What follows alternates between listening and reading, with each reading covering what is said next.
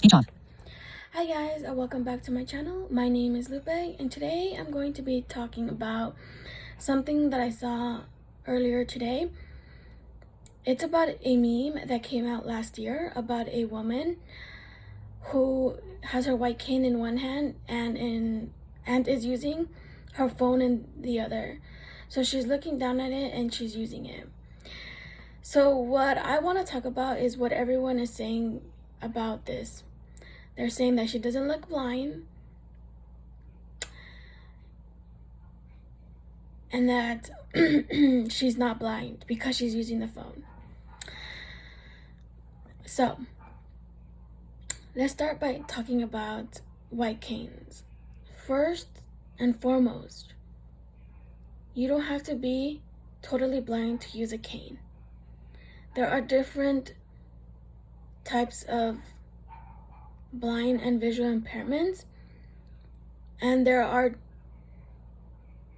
different distances that people can see. My group of friends use these terms to be able to see how much one can see, which are high partial, which is you're very good, you're able to see a lot. Low partial, which is you can still see, but it's not that great. Light perception, where you can see light, you can tell lights are on or off. And then totally blind, where you can't see anything. And all these people are allowed to use a white cane.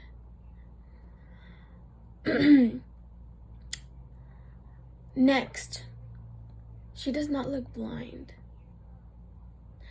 Hollywood is very good at what they do. They like their drama, they like to fluff things up, and maybe because of this, most people have an image of blind people that is not true. So Hollywood's portrayal of blind people isn't always reality. There's no particular way that people that are blind or visually impaired should look like. The only visual cues that I believe you may be able to tell that someone is blind is their white cane or their guide dog. That's really the only thing that I could think of when you can be sure that someone is blind.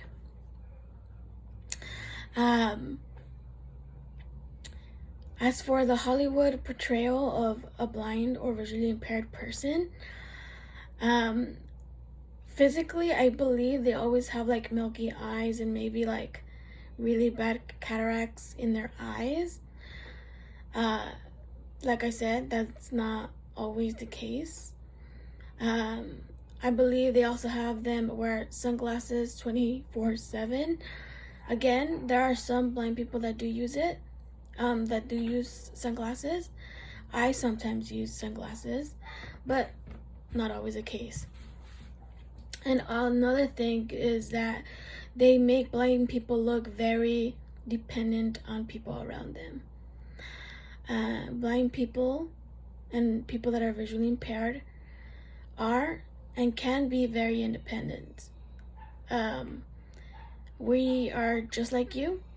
We go to school, we work, we have friends, we go out. We just have a different lifestyle. That is bringing me into my third point. If you see someone out there that is blind and you want to know a little more, or maybe they catch your eye or they smile back at you, they're giving you signs that they see you, that they see things around them, you can go up to them and say, "Hi, how are you? Can I ask you a question?" Most likely they'll say yes, and that's when you say it's about your disability. I assure you, most likely they'll say, "Of course, go ahead. We prefer you to have proper information, not just about blindness and visual impairments, but about their own situation." Not everyone has the same one, even if it's the same disease. Instead of just looking at this person traveling, or you're seeing things that you're so confused over, you leave and you have this image or this belief that they were not blind or this or that. Instead of having that and always having the wrong information, it's good to have the right information. Because in then, you are educated, you know a little more. Doesn't mean you know everything, but you're closer to understanding what this community is all about. Another thing that I've always thought is that if people would be more comfortable with saying the word blind, it would be less of a awkward thing to talk about.